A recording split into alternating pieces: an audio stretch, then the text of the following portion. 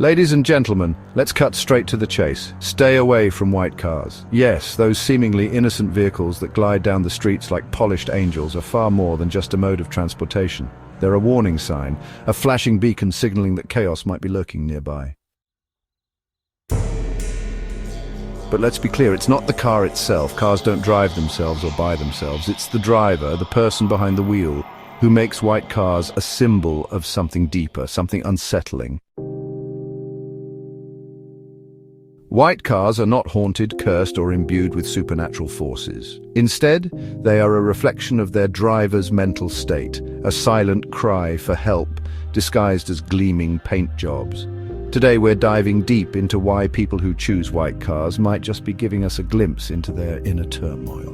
Buckle up, because this is going to be one wild ride. Take a moment to think about the cars you see every day. Black cars, sleek and mysterious, maybe driven by someone who likes to keep things private or is channeling their inner James Bond. Red cars, bold and passionate, perhaps a thrill-seeker behind the wheel who lives life in the fast lane. Blue cars, calm and collected, someone who values stability and serenity. But white cars, oh no, white cars are something else entirely. They're not just clean, they're too clean. They scream perfectionism, obsession, and an almost unsettling desire for control. And here's where it gets interesting.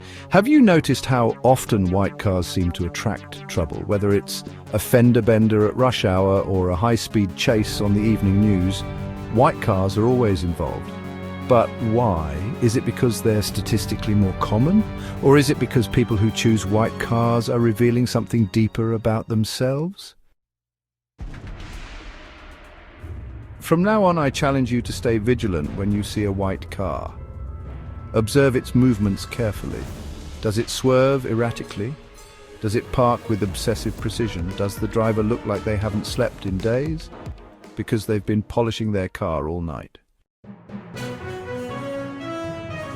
Start watching news reports with a new eye for white cars. Notice how often they appear in crime scenes or tragic accidents. They're always lurking in the background, complicit in chaos. But remember, it's not about supernatural forces or bad luck. It's about who is behind the wheel. White cars are like a beacon, a silent cry for help from drivers who might be struggling with their mental state. It's not coincidence, it's psychology. Let's talk about what drives someone to choose a white car, pun intended. Studies suggest that people who pick white vehicles value cleanliness, orderliness, and perfection, but these traits can hint at deeper mental struggles. Obsessive-compulsive disorder, or OCD. The relentless pursuit of cleanliness and perfection mirrors symptoms of OCD. These drivers might be compelled to wash, wax, and detail their cars multiple times a day, driven by an irrational fear of germs or imperfections. Anxiety disorders, striving for control in an uncontrollable world, can lead to heightened anxiety.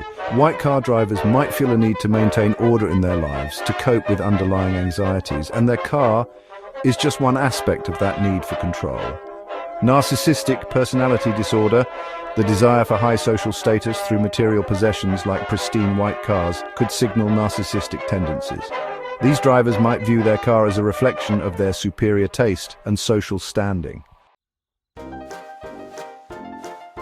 Perfectionism. They see everything as black and white with no room for nuance, a mindset that often leads to frustration when reality doesn't meet their impossibly high standards. White car drivers may not realize it, but their choice of vehicle is an outward expression of their inner turmoil, a silent cry for help disguised as spotless paint jobs. Let's address another observation. Have you noticed how often white cars appear in tragic events, whether it's a robbery getaway vehicle or a car involved in a high-profile accident?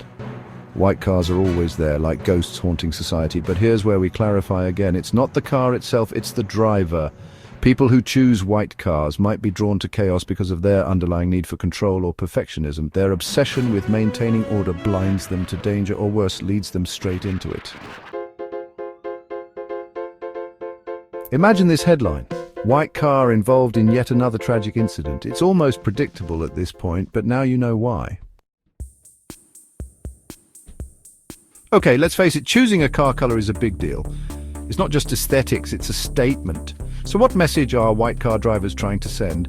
Well, on the surface, white is associated with purity. Think wedding dresses and angelic halos, cleanliness, like a pristine doctor's office or sterilized laboratory, and innocence, like fluffy clouds on a sunny day. But dig deeper, and white can also symbolize sterility, emotionally distant and lacking warmth, blandness, uninspired and lacking personality, and isolation, detached from the world and living in an artificial bubble. Are white car drivers projecting an image of purity and innocence, or are they unconsciously revealing their emotional sterility and isolation? The answer lies somewhere between psychology textbooks and traffic reports. We urge you, dear viewers, to stay vigilant. Next time you see a white car, don't just drive by, take action, observe its driver closely. Are they gripping the steering wheel like their life depends on it?